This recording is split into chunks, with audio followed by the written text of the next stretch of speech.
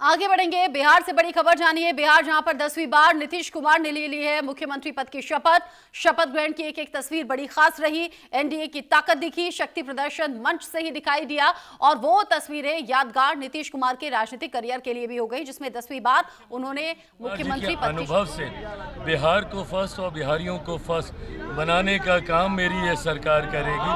Party के लिए भी एक बड़ी जीत है। जिस तरीके से मेरे नेता, मेरे पिता आदरणीय रामविलास पासवान जी पार्टी को नई ऊंचाइयों तक लेकर जाना चाहते थे, आज कहीं ना कहीं पार्टी वहां पर पहुंची है। मैं मानता हूं कि वो जहां कहीं भी होंगे उनका भी आशीर्वाद हम लोग को मिल रहा होगा। जैसे आप यंग है, कई यंग चेहरे भी शामिल हुए हैं मंत्रिमंडल में। MY समीकरण की ये सरकार है। यहाँ पे महिलाओं का भी प्रतिनिधित्व आपको दिखेगा, युवाओं का भी। जात पात धर्म मजहब से उठकर बड़ी आबादी महिला और युवा की, उस समीकरण के साथ हम लोग आगे बढ़ रहे हैं। फिर से आपके ऊपर भाजपा ने विश्वास जताया और आपको फिर से आपको मंत्री बनाया गया, क्या कहेंगे? मैं अपने केंद्रीय नेतृत्व, माननीय प्रधानमंत्री जी, माननीय राष्ट्रीय अध्यक्ष जी, माननीय गृह मंत्री जी, माननीय रक्षा मंत्री जी, सबका प्रणाम करता हूं, जिनके कारण आज मुझे इतना मौका मिला है। मैं पार्टी के तमाम कार्यकर्ताओं का भी अभिवादन करता हूं, जिन्होंने लगातार मेरा सहयोग किया, प्रदेश नेतृत्व से लेकर केंद्रीय नेतृत्व तक, साथ ही साथ माननीय मुख्यमंत्री श्री नीतीश कुमार जी, जिन्होंने मुझ पर फिर से विश्वास किया है। बिहार के विकास में जो भी होगा पूरे परिश्रम के साथ हम लोग बिहार के विकास के सेवा भाव से लगेंगे। प्रिपाल जी, आपको फिर से बड़ी जिम्मेदारी दी गई है।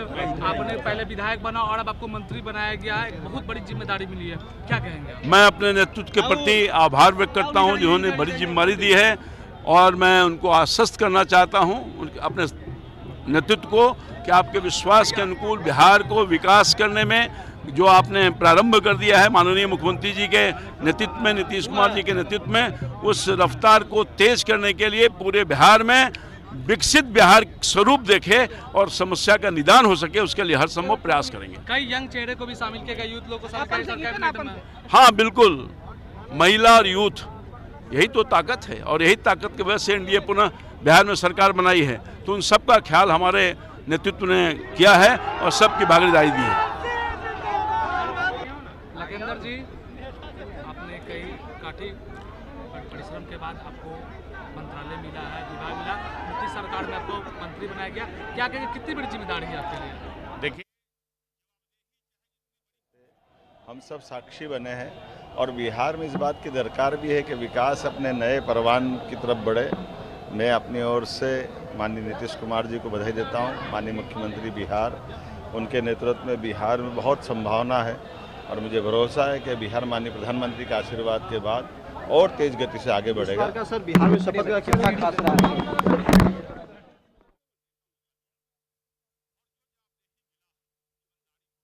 आज के शपथ ग्रहण समारोह में आदरणीय प्रधानमंत्री नरेंद्र मोदी जी का भी अभिनंदन करता हूं और मुख्यमंत्री नीतीश कुमार जी और उनके सभी साथियों का बहुत बहुत हृदय से अभिनंदन करता हूं।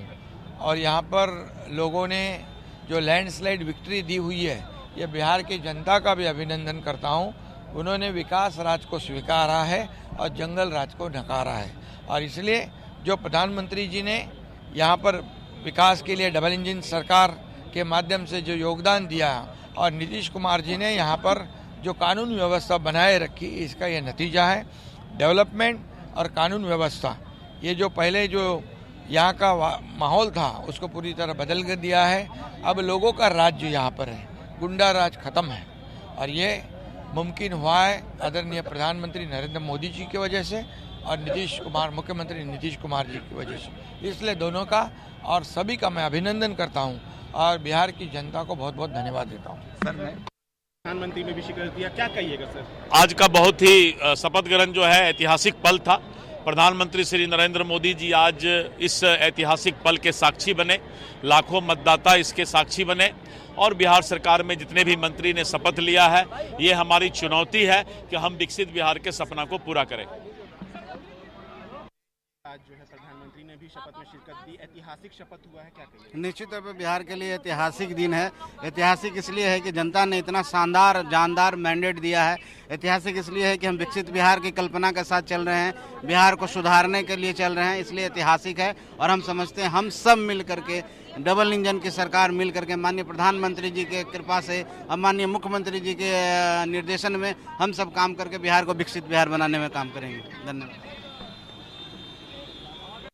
ऐतिहासिक शपथ ग्रहण हुआ, प्रधानमंत्री ने भी शिरकत दी है, क्या कहिएगा? बिल्कुल ये ऐतिहासिक शपथ ग्रहण है और जो हमारे बिहार में, हमारे देश में जो डबल इंजन की सरकार काम कर रही है, आगे चलकर ये सरकार वो हमारे विकास के लिए और विकसित बिहार के लिए जाने जाएंगे। क्योंकि प्रधानमंत्री नरेंद्र मोदी ने भी इसमें शिरकत की, कई राज्यों के सीएम भी थे, क्या कहिएगा? ऐतिहासिक शपथ ग्रहण के लिए बिहार की जनता को कोटि कोटि धन्यवाद, बधाई, उनके प्रति आभार कि उन्होंने इतना बड़ा जनादेश दिया कि गांधी मैदान भी छोटा पड़ गया।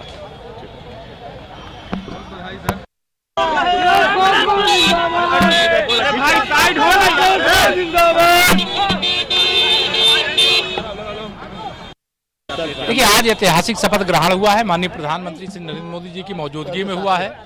और इस शपथ ग्रहण के बाद जो बिहार की जनता ने जनादेश दिया है उसको पूरा करने के लिए डबल इंजन की सरकार पूरी स्पीड से, पूरी जिम्मेदारी से आगे बढ़ेगी और श्री नीतीश कुमार जी के नेतृत्व में विकसित बिहार बनाने का जो संकल्प है उसको हम लोग पूरा करने में कोई कमी नहीं छोड़ेंगे। 10वीं बार शपथ ग्रहण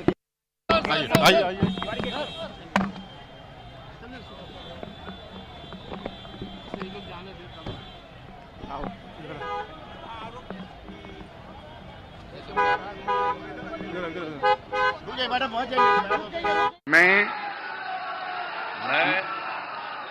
नीतीश कुमार सत्य निष्ठा से प्रतिज्ञा करता हूँ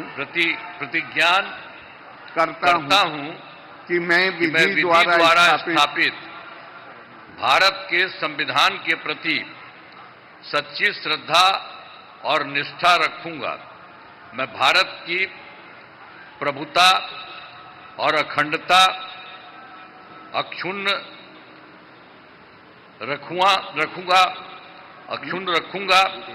मैं बिहार राज्य के मुख्यमंत्री के रूप में मैं अपने कर्तव्यों का श्रद्धापूर्वक और शुद्ध अंतःकरण से निर्वहन करूंगा तथा मैं भय या पक्षपात, अनुराग या द्वेष के बिना सभी सरकार के लोगों के प्रति संविधान और विधि के अनुसार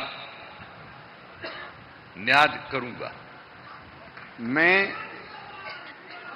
मैं नीतीश कुमार सत्यनिष्ठा से प्रतिज्ञा करता हूं कि जो विषय बिहार राज्य के मुख्यमंत्री के रूप में मेरे विचार के लिए लाया जाएगा अथवा मुझे ज्ञात होगा, उसे किसी व्यक्ति या व्यक्तियों को तब से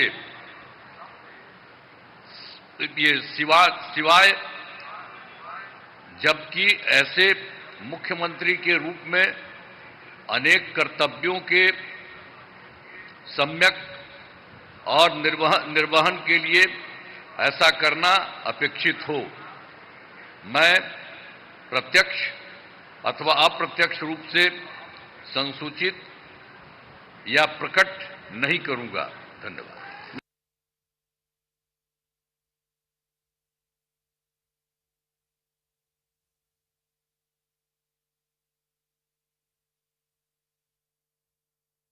मुख्यमंत्री के तौर पर आज शपथ ले ली है। नई शपथ यानी कि नई सरकार की जो शपथ ग्रहण समारोह है वो खत्म हो गया और अभी से चर्चाएं अब हो रही हैं मंत्रिमंडल में शामिल हुए चेहरों को लेकर। बिहार में एक बार फिर से सीएम फेस के तौर पर नीतीश कुमार का नाम सामने आया, भरोसा दिखाया, एनडीए की तरफ से सहमति बनी। नीतीश कुमार ने 10वीं बार ले ली है मुख्यमंत्री पद की शपथ और सम्राट चौधरी और विजय कुमार सिन्हा ने भी मंत्री पद की शपथ ली। दोनों उप मुख्यमंत्री की जिम्मेदारी संभालेंगे। सच्ची श्रद्धा और मैं सम्राट चौधरी ईश्वर की शपथ लेता हूं कि मैं विधि द्वारा स्थापित भारत के संविधान के प्रति सच्ची श्रद्धा और निष्ठा रखूंगा। मैं भारत की प्रभुता और अखंडता अक्षुण्ण रखूंगा। मैं बिहार राज्य के मंत्री के रूप में अपने कर्तव्यों का श्रद्धापूर्वक एवं शुद्ध अंतःकरण से निर्वहन करूंगा तथा मैं भय या पक्षपात, अनुराग या द्वेष के बिना सभी प्रकार के लोगों के प्रति संविधान और विधि के अनुसार न्याय करूंगा। मैं सम्राट चौधरी ईश्वर की शपथ लेता हूं कि जो विषय बिहार राज्य के मंत्री के रूप में मेरे विचार के लिए लाया जाएगा अथवा मुझे ज्ञात होगा, उसे किसी व्यक्ति या व्यक्तियों को तब के सिवाय जबकि ऐसे मंत्री के रूप में अपने कर्तव्यों के सम्यक निर्वहन के लिए ऐसा करना अपेक्षित हो, मैं प्रत्यक्ष अथवा अप्रत्यक्ष रूप से संसूचित या प्रकट नहीं करूंगा। मैं विजय कुमार सिन्हा ईश्वर की शपथ लेता हूं कि संविधान के प्रति सच्ची श्रद्धा और निष्ठा रखूंगा। मैं भारत की प्रभुता और अखंडता अक्षुण्ण रखूंगा। मैं बिहार राज्य के मंत्री के रूप में अपने कर्तव्यों का श्रद्धापूर्वक और शुद्ध अंतःकरण से निर्वहन करूंगा तथा मैं भय या पक्षपात, अनुराग या द्वेष के बिना सभी प्रकार के लोगों के प्रति संविधान और विधि के अनुसार न्याय करूंगा। मैं विजय कुमार सिन्हा ईश्वर की शपथ लेता हूं कि जो विषय बिहार राज्य के मंत्री के रूप में मेरे विचार के लिए लाया जाएगा अथवा मुझे ज्ञात होगा, उसे किसी व्यक्ति या व्यक्तियों को तब के सिवा जबकि ऐसे मंत्री के रूप में अपने कर्तव्यों के सम्यक निर्वहन के लिए ऐसा करना अपेक्षित हो, मैं प्रत्यक्ष अथवा अप्रत्यक्ष रूप से संसूचित या प्रकट नहीं करूंगा।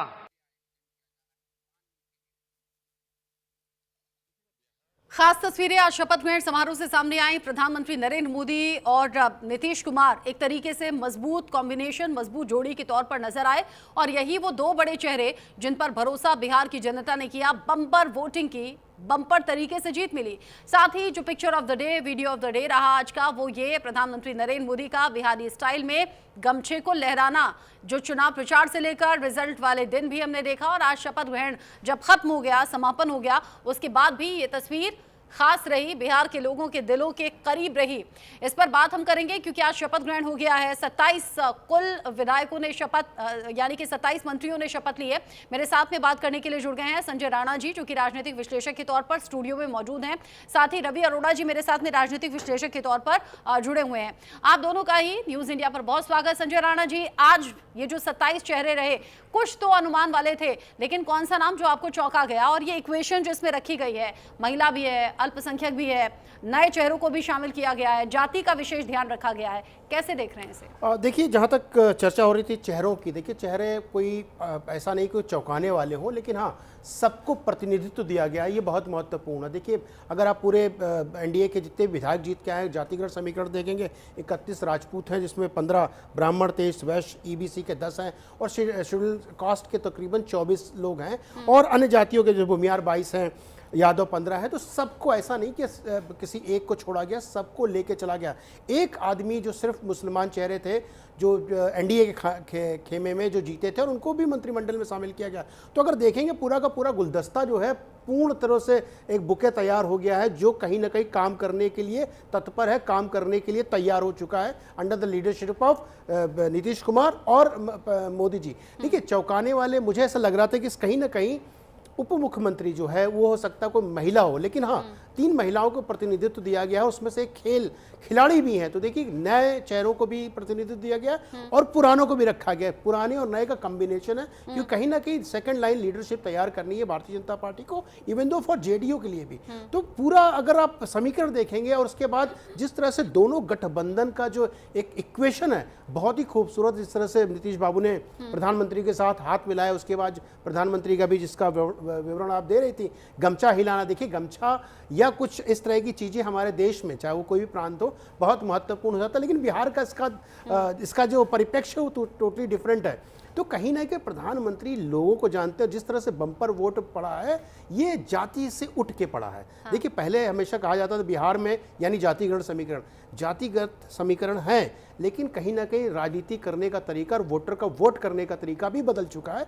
वो इस परिदृश्य में दिख भी रहा है और जो पूरा हमारा जो एक तरह से रिजल्ट आया है उसमें इसको जागर भी कर रहा है। तो लोग डेवलपमेंट पे विश्वास करते हैं और सबसे बड़ी बात है नेतृत्व और डिलीवरी, जो प्रॉमिस करता है उसको डिलीवर करता है। तो प्रॉमिस जो भी नेताओं ने, दोनों नेताओं की बात करेंगे, जो भी प्रॉमिस किए उसको डिलीवर किए।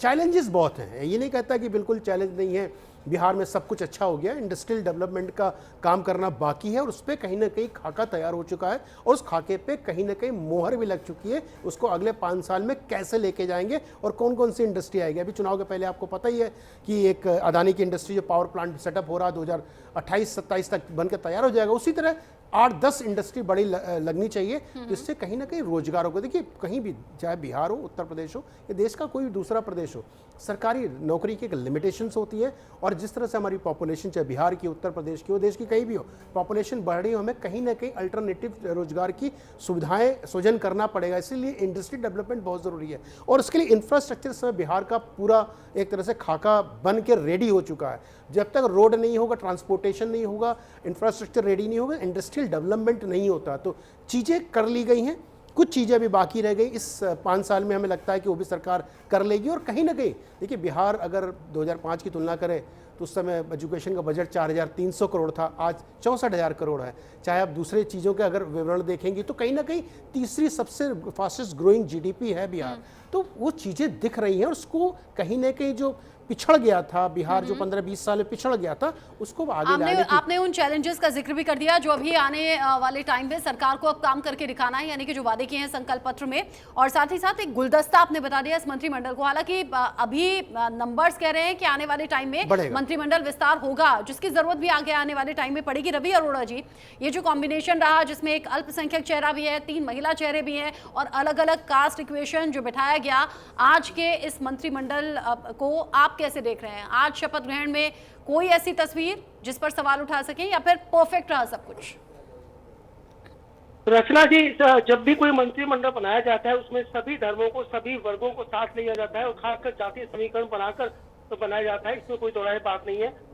कुछ ऐसा अलग नहीं दिखा, लेकिन सबसे बड़ी बात है जो कि गांधी मैदान पटना से जो तस्वीरें सामने आई वो आज देश को एक नई बिहार की तरफ लेकर जा रही है। क्योंकि जो उम्मीदें, जिस उम्मीदों से बम्पर वोटिंग हुई और वोटिंग के बाद जिस प्रकार से एनडीए गठबंधन को स्पष्ट बहुमत ही नहीं मिला, बल्कि जो है धुआंधार वोटिंग का जो रिजल्ट मिला वो इतना शानदार रहा कि विपक्ष कहीं ना कहीं कोई तरह सिमट कर रह गया।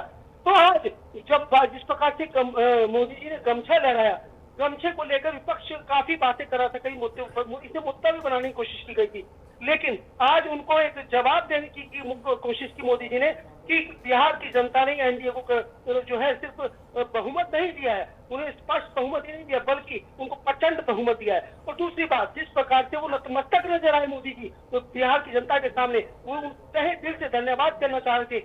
और जो बॉन्डिंग मंच पर दिखी, जो नीतीश कुमार और जो है मोदी जी के बीच में दिखी, वो साफ दर्शा रही थी कि कहीं ना कहीं अब एक नए बिहार की संरचना बननी होनी तय है। क्योंकि अब तक जो बिहार में चल रहा था उसमें अब जो है बीजेपी की जिम्मेदारी भी बढ़ गई है, क्योंकि केंद्र में भाजपा है और लगातार सिर्फ पैकेज देने से काम नहीं चलेगा। मतलब साफ है कि 2-2 डिप्टी सीएम देकर कहीं ना कहीं भाजपा की जिम्मेवारी भी अब उतनी ही बढ़ गई है बिहार के लिए।